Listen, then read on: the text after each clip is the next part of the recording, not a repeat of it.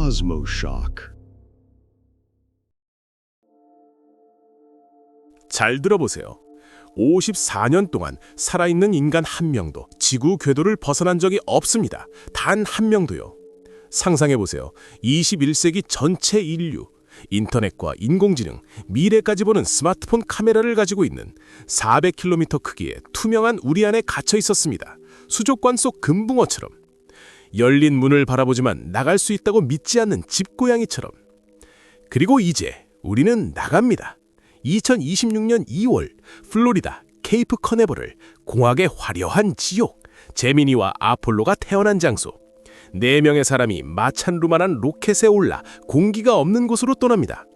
태양 쪽에서는 선체가 플러스 120도씨까지 뜨거워지고 그림자 쪽에서는 마이너스 150도씨까지 차가워지는 곳.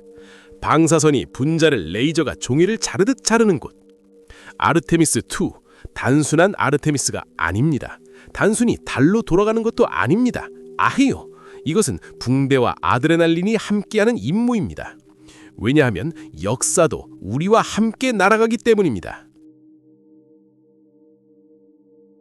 레이드 와이즈만 미국 해군 대위 임무사령관, 국제우주정거장에서 165일을 보냈습니다. 단순한 숫자가 아닙니다.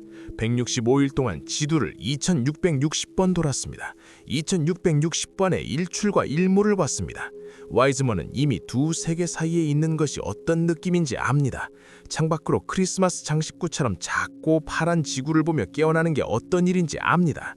시속 28,000km로 날아갑니다. 지구가 공이 되고 중력이 더 이상 적이 아닌 속도.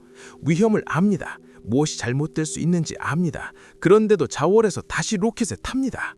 팀은 그의 모든 말을 경청할 것입니다. 왜냐하면 그는 폭풍 속에 다치기 때문입니다. 빅터 글로버, 조종사 넘버 2. 절대적인 냉정함이 요구되는 자리입니다. 우주에서는 항상 뭔가 잘못되기 마련입니다. 뭔가 잘못됐을 때 조종사는 숫자를 바라보고 기계를 어떻게 집으로 데려올지 알아야 합니다. 글로버는 지구 궤도 너머로 날아가는 최초의 흑연 우주비행사입니다. 1960년대 아폴로가 발사될 때라면 그는 비행통제센터 건물에 들어갈 수도 없었을 것입니다. 법이 있었습니다. 그런데 지금 그는 달 주위를 날고 있고 어떤 법도 그를 막을 수 없습니다. 이것은 상징이 아닙니다. 승리입니다. 순수하고 피묻고 수학적인 사회 진화의 승리입니다. 크루원에서 그는 이미 자신의 일을 안다는 것을 증명했습니다. 무중력 상태에서 생명유지 시스템이 어떻게 고장나는지, 손이 말을 안 들을 때 어떻게 고치는지 압니다. 크리스티나 코흐, 엔지니어, 전기기술자, ISS에서 328일, 여성 우주비행사 역사상 최장, 단순히 최장입니다. 어떤 여성도 그보다 더 오래 우주에 머문 적이 없습니다. 상상해보세요. 거의 1년 동안 땅을 밟지 않습니다. 거의 1년 동안 심장은 무중력 상태에서 다른 방식으로 피를 펌프질하고 가는 동안 스스로를 재조정합니다. 거의 1년 동안 뼈는 매달 2%씩 밀도를 잃습니다. 328일이면 3에서 6%의 골량 손실. 거의 1년 동안 무기군 중력 없이 위축됩니다. 거의 1년 동안 몸은 생물학이 설계하지 않은 환경과 싸웁니다. 체액이 머리로 몰려 체중이 줄고 척추가 늘어나 키가 커집니다. 완전히 다른 사람이 됩니다. 그리고 그녀는 단순히 살아남은 게 아닙니다. 지구로 돌아와 회복하고 이제 다시 좌석에 앉아 더 멀리 날아갈 준비를 합니다. 이것은 여성의 힘이 아닙니다. 순수한 인간의 의지입니다. 최초의 전원 여성 우주유영에 참여했으며 두 여성이 성인 무게만큼 나가는 우주복을 입고 진공 속을 떠다니며 작업했습니다. 그녀의 엔지니어링 지식은 장식이 아닙니다. 생존의 보증입니다. 제러미 헨슨, 캐나다인, 캐나다 왕립공군 대령, 그리고 이제 지구 궤도 너머로 날아가는 최초의 외국인, 달로 가는 최초의 비미국인. 캐나다가 영광을 얻어서 중요한 게 아닙니다. 헨슨이 중요한 이유는 인류가 마침내 우주장정을 잊었다는 증거입니다. 깃발과 이념을 잊었습니다. 오늘날은 팀워크입니다. 나사 플러스 유럽에서 만든 유럽 우주 모듈 플러스 캐나다 로봇팔 부품 플러스 일본 과학장비 플러스 호주, 뉴질랜드, 독일, 이탈리아 기술. 이젠 깃발이 아닙니다. 시너지입니다. 인류입니다. 세턴 V가 컸다고 생각했다면 잊으세요. 거의 100m의 강철과 티타늄. 단순한 로켓이 아닙니다. 하늘로 날아가기로 결심한 엠파이어 스테이트 빌딩입니다. 옆에 서면 인간이 아니라 현미경으로 에펠탑을 보는 아메바처럼 느껴집니다. 지옥을 통제하기로 한 엔지니어들의 수직 악몽입니다. 무슨 일이 일어나는지 보죠. 탑재된 것은 770톤의 액체 수소와 1200톤의 액체 산소입니다. 단순한 연료가 아닙니다. 각각 마이너스 253도씨와 마이너스 183도씨의 두 물질입니다. 너무 차가워서 액체 산소를 철에 쏟으면 철이 유리처럼 부서집니다. 액체 수소는 눈에 보이지 않는 틈으로 새어나갑니다. 그리고 이 두 물질을 100m짜리 막대 위에 올려놓고 말합니다. 자, 폭발시켜보자. 이 괴물이 39B 발사대에서 이륙하면 음압은 수 킬로미터 떨어진 사람도 느낄 정도입니다. 발사를 듣는 게 아니라 내장으로 느낍니다. 음파가 콘크리트와 금속에 부딪혀 수백 배 증폭됩니다. 몇 초 만에 1000만 킬로그램의 연료에서 작은 핵 폭발에 맞먹는 에너지가 방출됩니다. 그리고 그 에너지를 하늘로 똑바로 보내야 합니다. 점화 후 12초 만에 연소실 온도는 3500K에 도달합니다. 노즐벽은 인콘에 니켈 크롬 초합금으로 만들어져 일반 강철이 녹는 온도를 견딥니다. 하지만 그 온도에서도 인코넬도 부드러워집니다. 그래서 연료를 벽 속으로 흘려보내 연소전에 내부에서 노즐을 식힙니다. 나사 엔지니어들은 연력학적 지옥의 가장자리를 달리며 떨어지지 않기를 바랍니다. 3분 만에 SLS는 7600m/s에 도달합니다. 시속 27360km. 비교하자면 여객기는 시속 900km입니다. 로켓은 30배 빠릅니다. 3분 동안 몸은 8G를 느낍니다. 체중이 일시적으로 800여 됩니다. 80kg이라면 좌석에 640kg이 눌립니다. 코끼리가 앉았다가 뛰어올라 640kg 전부를 가슴에 떨어뜨리는 느낌입니다. 심장은 몇 초 동안 정상적으로 작동하지 않습니다. 혈액순환이 제대로 안 됩니다. 통제된 충격입니다. 4명의 사람이 이것을 견뎌냈습니다. 비행은 열흘 동안입니다. 태국 휴가처럼 들립니다. 실제로는 죽어보고 와라라는 모토의 지옥 크루즈 패키지입니다. 발사 후 가장 추악한 단계, 지구 궤도. 4명이 탄 오리온 캡슐이 지구 상공 200km에서 빙빙 돕니다. 여기서는 대기권이 아직 꽤 두껍습니다. 오존층이 반쯤 남아 있습니다. 하지만 여기서부터 반할렌 방사선대가 시작됩니다. 태양이 45억 년째 충전된 입자를 던져넣는 자기 함장. 낮은 지구 궤도에서는 지구 자기장이 대부분의 포탄을 막아줘서 위험하지 않습니다. 하지만 자기장이 약해지는 곳으로 가면 선량이 쌓이기 시작합니다. 그리고 두 번째 함정, 우주의 온도. 태양 쪽에서는 캡슐이 120도씨까지 뜨거워집니다. 그림자 쪽에서는 마이너스 150도씨까지 떨어집니다. 생명 범위가 아니라 고문 범위입니다. 태양은 대기 필터 없이 풀 파워로 빛납니다. 우주의 그림자는 시원함이 아니라 죽음입니다. 캡슐의 온도 조절 시스템은 미친 듯이 작동합니다. 라디에이터 패널을 우주로 돌리고 냉각액을 순환시키며 내부를 21도씨로 유지하려 했습니다. 끓는 것과 얼어붙는 것 사이에 면도날 위 균형 잡기입니다. 그 다음은 달 궤도 주입.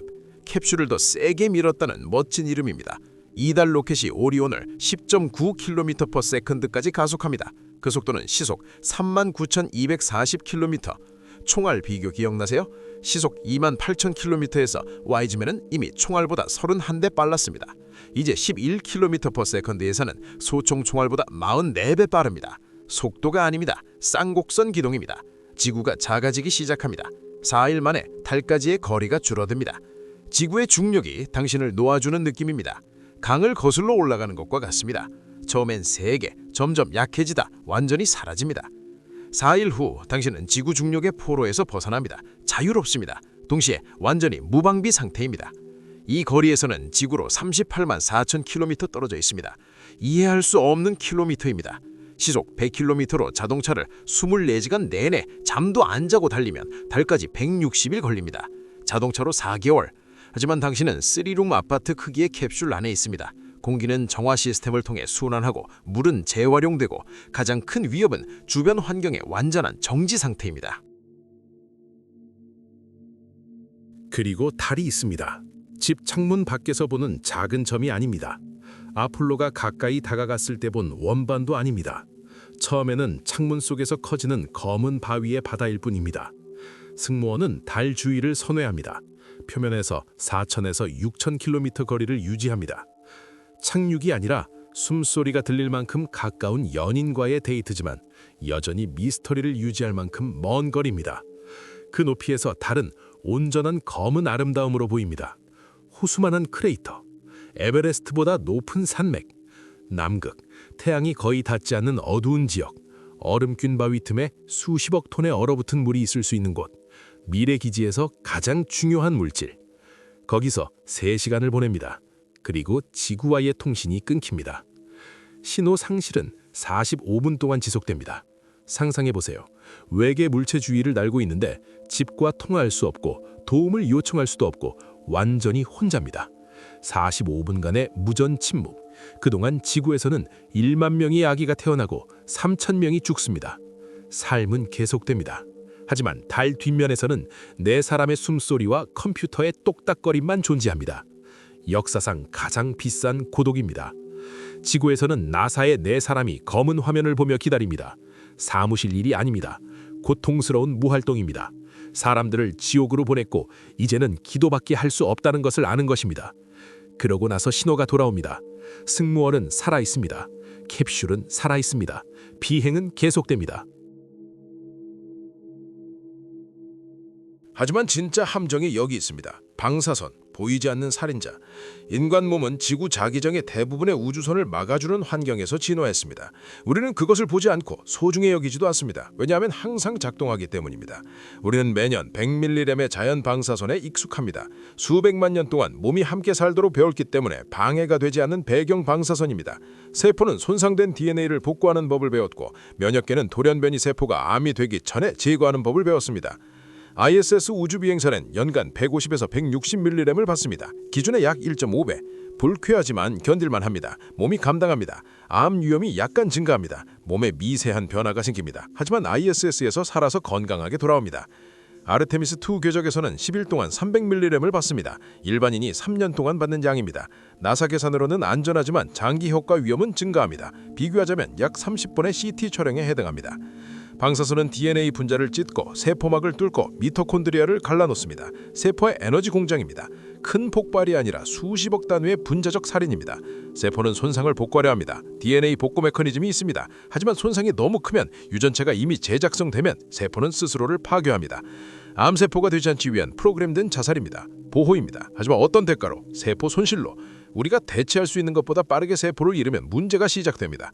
승무원의 몸에는 느끼지 못하지만 남는 미세 손상이 생깁니다. 수정체가 방사선에 특히 취약하기 때문에 백내장 위험이 증가합니다. 돌연변이 세포가 더 빨리 증식하므로 암 위험이 증가합니다. 하지만 모두 통계입니다. 확률입니다.